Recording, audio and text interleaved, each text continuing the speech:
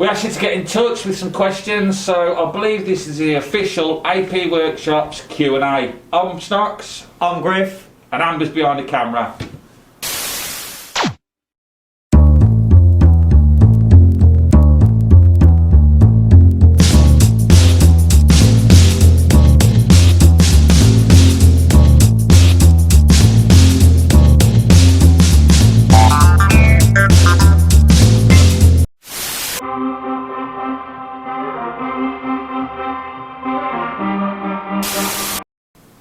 Snox, I got a question from Darren Gosney. Will the meetup you guys have at the workshop happen this year? Well, Darren, I'd absolutely love to say yes, but COVID's going on right now. If we get the chance and the world's kind of like opened up again, FBI, open up! We might do something a little different this year if we're allowed, so I can't say yes or no. I'm not saying it's going to be at the workshop or it's going to be at a new location, but keep your eyes peeled on that one, bud. Fingers crossed.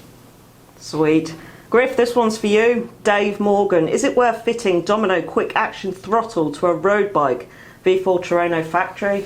Great question, and this is a personal opinion thing. Basically, the long and short of it is, at this point, this is for the road. Oh, probably not. For the track, yeah, probably. I really didn't have a problem with the stretch on any of the throttle cables on any of the bikes, but some people have complained of it. So it's a really personal thing. If you're not sure, have a go, because you know they're interesting. They're they're cool. Have a go. Nothing's stopping you. Nothing's stopping you. This one's for the pair of you. Chris Jennings. Favourite RSV in Toronto? My favourite RSV is the 2003 RSVR, and my favourite Tuono is the Tuono Racing. There's always someone who gets it first. On the spot. There ain't no spot to be had. I've got this one. Only the one on So the nose. You can do it, Snox. I've got it. So I've only ever had a Gen 1 RSV. Rode a lot of Tuonos, the V4s, the V-Twins. A Gen 1 Tuono, I'm not bothered which one it is. Comfortable, but you can hustle. Great bikes. Yeah. Nice. Yeah. I love them. Yeah. Easy to ride. An everyday bike. Great bit of kit. Don't get me wrong, the V4000s and 1100s, they're just absolute missiles, but I'm proper into the V-twin engine thing. Perhaps, don't know, just because I'm lazy. No, it's connection. Okay. That's for I me like anyway. that one, connection. Yeah, okay. Right, Griff, CP Baker, have you ever thought of expanding and having a second garage? Chris, have you ever thought, is that because you live in Wakefield now? Is that where it was? No. This is AP Workshops, head office, H quarters Q. This is where it's at.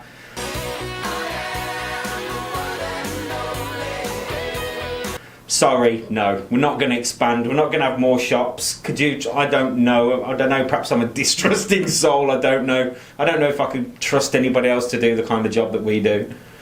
That's it. Don't know. Listen, don't know, but no. I'm going to say no. I only live 2 miles away from here. I'm not travelling 30 miles every day. Not going to Wakefield every day. No. No. This is HP. This is AP. Christ. So this is AP HQ. This is where it's at. So no, we're not going to open up any more shops. Griff and Snox, Darren Painter, are you guys going to be doing service road shows once these things are back to normal? Normal. What is really normal? You know what?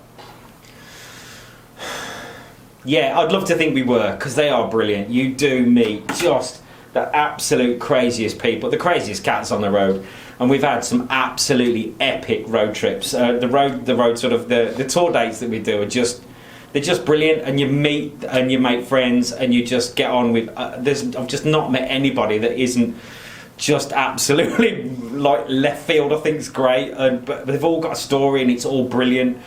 But at this particular point in time, people's health and well-being are more important than money and more important than us leaving this workshop. So until we've kind of got the all clear, then Probably not. I want to go back to Scotland because I think the Scottish boys are absolutely epic. Honestly, you just will not ever meet you'll just never meet a better bunch of crazy individuals. Crazy. You know, absolutely. There's John, Aldo. They're just nuts. Brilliant bunch of people. You're simply the best. But do you know what? Because it's like 4.5 hours north of here, it's a bit of a mission to get there. But do you know what? I want to do it. I want to do it, but we've just got to be really careful about about obviously people's health and well-being, that kind of stuff. That's the most important thing. So yes, there's a good chance we will, but we've just got to wait. That's it, basically, long and short of it. Sweet. Griff, another one for you. Martin Grayson Wood. How much better is the Gen 1 over the Gen 2? Oh, there's a boat. Oh, hang on. We'll be right back after this interlude. Right, that was Darren on the phone. Darren, we've just mentioned you again. Darren Gosney, thank you very much for your phone call, mate, and good luck with changing your bearings over. So we'll get back into it. Shall I repeat it? Go on then. How much better is the Gen 1 over Martin, the Gen 2? yes, Martin. Thank you, Martin. My mate Martin. Thank you very much. Look, why did you have to ask me this one? Why would you do that? Political. This is a political one, isn't it? Yeah, this is definitely a political one. Look, the original bike that I rode, the first one that I ever rode, the first Aprilia V-twin, big twin engine that I ever fell in love with was a Tuono, and it was a Gen 1 Tuono. The first RSV I rode with that engine in it, because for me it's all about that engine. It's just absolute madness. So it's that raw, aggressive, unkempt, unrefined fueling and sort of a delivery that I really appreciate about a Gen 1. That's why I appreciate a Gen 1. I've got some really nice history with the Gen 2 engines and you know, and that kind of stuff, and the V4s are just absolute chaos. They're just madness. They're just so fast, it's unbelievable. But the first time I ever fell in love with that particular product and that particular bike was on a Gen 1. That is why I love the Gen 1.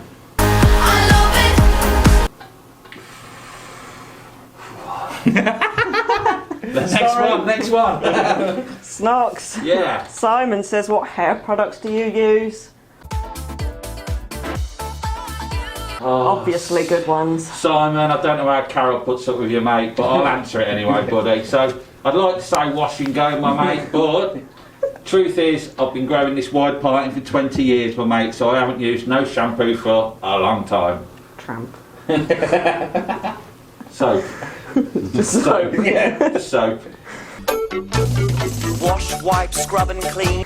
Oh, Griff. Michael Collister, I think that says, are lithium batteries any good for a Gen 1? Yes. And no. Yes. No. Yes. No. Yes. No. Yes or no. Watch this space. We've got a friend of ours who deals with this particular subject and has some expertise in this subject. I, for one, don't have the expertise involved to be able to answer that question honestly and accurately with any evidence and with any sort of firm experience to back up my response. So far, the evidence that I have found has been difficult to reproduce. So I think at this particular point in time, the batteries that are lithium batteries are coming down to a reasonable price. They're starting to come down to the price of standard lead acid batteries. But you do apparently need better chargers, or you need different types of chargers for them, and you need to treat them in a different way. So an example being, lithium batteries need a moment before you, an example, turn the ignition on with a lead acid battery, start the bike and away it goes. With a lithium battery, when it's cold, you need to turn the ignition on and leave it for a little while and allow it to build up and allow it to get together. God, pull yourself together. Get itself together and to gather up a momentum, if you like, that kind of thing. But they are a lot lighter. The kind of weight savings that are beneficial, if you're going to ride a race bike, then I get it. But for a road bike, I'm not 100% sure. But watch this space. We've got a friend of ours that I've known for a very long time. His name's Carl. He's coming to see us and he's coming to explain to people. So we're doing one of our tech videos about lithium batteries and charging. And then we'll kind of hopefully be able to dispel a lot of hearsay and conjecture. I don't have the correct information or the experience to be able to answer that honestly, but Carl does, and I'll take his word for it because you know what? He's got a lot more experience in that particular field than I do. So at this point I'm going to say lithium batteries worth it? I don't know. Can I just say as well, if you are thinking about getting a lithium, just have a look what your manufacturer recommends with the integration of different companies' chargers and everything. Look at that before you go and buy one, please. Good. Yeah, good call. Yeah. Yeah, thanks. Yeah. Snox, minimum Yeah. charges for services, minor issue and valve clearances. Oh, who's asked that one? Chris Mould. Chris, good question, my mate. This could take me forever to answer this one regards all the different pricing structures and everything else involved. What I would say is if you want to get a price or you're interested in getting a quote, give us a ring, email us and I can break it down or be more specific to the job in hand. So get in touch with us, sales@apworkshops.co.uk, or you can get in touch, you can give us a ring on the phone. 01827 285 000. Yeah. That's an interesting one. You say it differently to I Yeah. do, but there you go. Right, this is from Richard Green. Griff, does the red spanner at the bottom right mean service due or something more sinister? Service isn't actually due till July, but the bike is 2 years old. V4. Don't know. Ah, I reckon Sounds like a should go with the V4, V4 'cause sounds we've like got a a lot of TFT. yeah. sounds like a TFT. Now, normally it means that there's a service interval. If that little spanner icon comes up, it means the service interval's due. So it does sound like a service interval's due on that one. If there's a problem with the TFT dash or an electronic or an energy management issue, it normally says service on the dashboard. The word service. Two different things. Yes, massively. but your scheduled maintenance usually comes up with a spanner. Sweet, thank you. Snox from Ricky Gorma. What's the chances of free AP cups and stuff? And I do mean the cups with handles, otherwise I don't think I can handle it.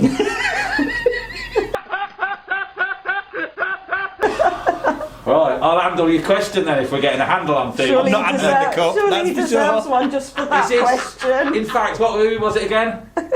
Ricky Gorma. Ricky, get in touch, my mate, and I'll send you one through the post, buddy. No dramas. Oh, that's great. Right, this is for both of you. Stuart Gardner. How many... Stuart Gardner? What does he want? What does he want? Come on then. How You've many probably seen Jaffa Stuart cakes? Gardner. You've probably seen Stuart Gardner. If you ever come to any of the open days, you'll see him drinking heavily. He's one of those guys that can drink heavily, not like me at all. But then and then throws the youngsters into the hedges when we were out on the night out. That kind of stuff. Brutal. Oh dear. How many Jaffa cakes to change a light bulb? How many Jaffa cakes does it take to screw in a light bulb? Is that what it is?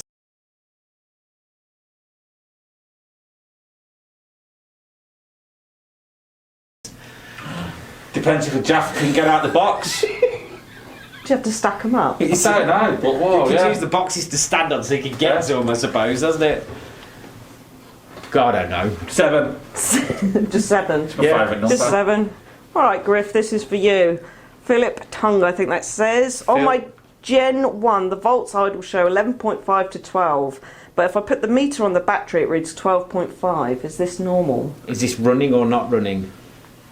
Just says idle first and then... Oh, idle. Idle was 11.5 to 12. Oh, you've got a problem. Yeah. You've got a problem. Idle speed, your idle voltage should be above 12.8. Now, if you have a quick look at the videos, the technical videos we've got, there's charging systems and explanation of how charging systems works. If you have a quick look back, now the standard charging, what we consider to be sort of like area where you want it to be. So the sort of at idle, you want the bike to be above 12.8 and not above. Sorry, above 12.8 and not above. Am I saying that right? I think I am.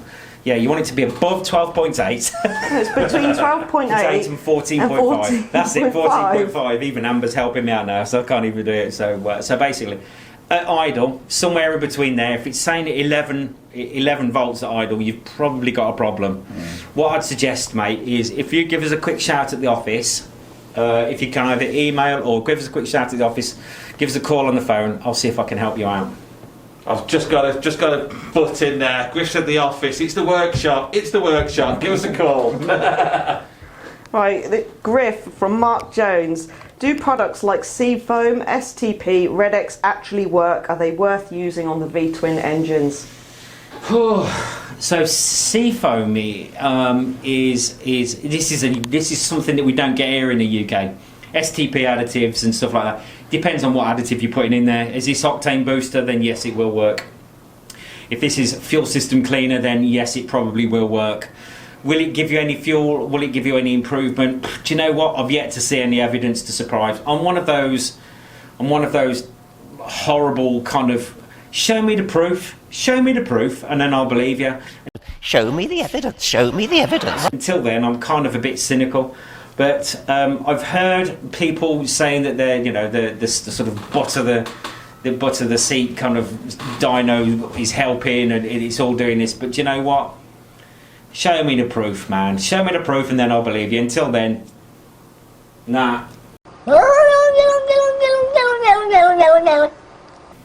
Nah. Show me the proof. Show me the proof. Show me the proof. Back to back. Show me the proof. Until then, no, I ain't having it. Okay. So, same person. Falco exhaust. Is there any benefit to swapping out the standard collector and downpipes for the RSV2-1 system with or without the collector mod?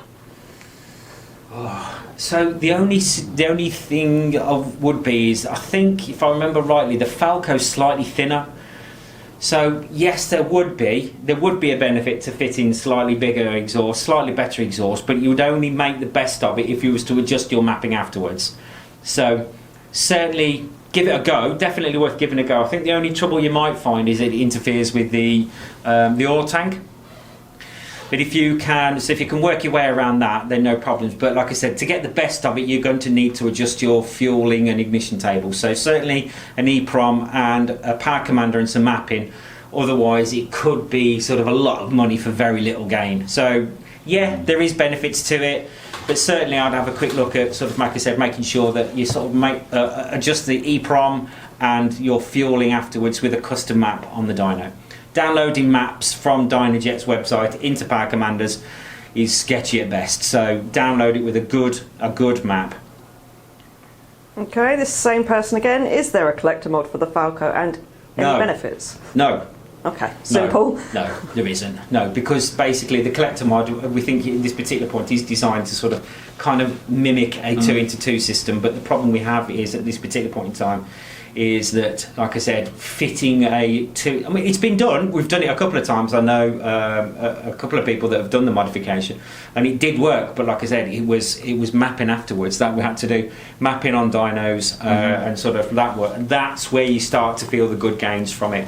Simply bolting it on isn't going to give you that much. You're not going to feel it. You might hear the difference because of being a different sort of exhaust harmonic. But to be honest with you, that just bolting it on without mapping and updating without updating your fueling using a power commander and a good custom map, like I said, you're going a long way to get a very little gain. The Falcos are just fantastic bikes anyway, you know what I mean? For the amount of gain you're going to get, you'd probably be better off doing things like gearing. Gearing airbox kits work. Gearing's definitely the best one to do, that kind of stuff. And maybe just a power commander and a custom map without the exhaust would just kind of make the best of what you've got in there, because they're really good engines anyway. They're great bikes. Aren't they? Yeah, great bikes. I love them. Underrated. Yeah, man. This one's for everyone even, so someone's going to have to go get Angelo. Do you want to get Angelo? Ange! We're gonna make you a This star. is long. You're gonna be a star. And Right. Where's the microphone so he knows where it it's is? all here. There's the microphone is here, so you know what's going on. So this is for all of us. Yep, this is from Sean Reed. What is everyone's background and what got you all into Aprilias? Oh, cycling. Mine was cycling. So your background cycling. Yeah. Okay. And then Aprilia was just a noise. The noise of the V-twin. That's what got you into it. Yeah. But where did you hear it? Where did you get that noise? Oh, probably. It's a bit of history. People are looking for your history, mate. Oh, I think it started with the Ducati 916. 916? 916. But then I was going to look for the 916. I thought, oh, what's next to it? Yeah, the Aprilia Millie. That's how we met, wasn't it? You bought Yeah. your tricolour, your 98 into the shop, didn't you? Probably 8 years ago. Yeah. Oh dear. Oh dear. 8 years ago, yeah. Probably 8 years ago. Yeah. And then I bought another one. Yeah. Second Aprilia. Yeah, that's how we started. What was the question again? What get into... What's your background and what got you all into Aprilias? Oh, right, I'll quickly tell you my background. So, tiny little boy, grew up around motorbikes, granddad loved them, kind of in my blood.